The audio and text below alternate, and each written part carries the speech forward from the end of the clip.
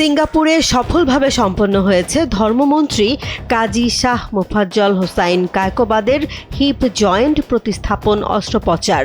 দীর্ঘদিন ধরে কোমরের বাম নিতম্বের জটিল সমস্যায় ভুগছিলেন তিনি। বর্তমানে চিকিৎসকদের নিবিড় পর্যবেক্ষণে রয়েছেন মন্ত্রী। পরিবার জানিয়েছে তার শারীরিক অবস্থা স্থিতিশীল এবং সুস্থতার পথে রয়েছেন। শুক্রবার দুপুরে সিঙ্গাপুর জেনারেল হাসপাতালে এই অস্ত্রোপচার করা হয়। হাসপাতালের অর্থোপেডিক বিশেষজ্ঞ চিকিৎসক ডাক্তার দারেন তাই কেংজিনের নেতৃত্বে একটি বিশেষজ্ঞ দল অপারেশন সম্পন্ন করেন। চিকিৎসকদের পরামর্শ অনুযায়ী কয়েকদিন হাসপাতালে পর্যবেক্ষণে রাখা হবে ধর্মমন্ত্রীকে। ধর্মমন্ত্রীর ছোট ভাই কাজী শাহ আরেফিন জানিয়েছেন, দীর্ঘদিনের শারীরিক সমস্যার স্থায়ী সমাধানের লক্ষ্যেই এই হিপ রিপ্লেসমেন্ট সার্জারির সিদ্ধান্ত নেওয়া হয়। অস্ত্রোপচার সফল হওয়ায় চিকিৎসক ও পরিবারের সদস্যরা আশাবাদী। একই সঙ্গে দেশবাসীর কাছে তার দ্রুত ও পূর্ণ সুস্থতার জন্য দোয়া চেয়েছেন।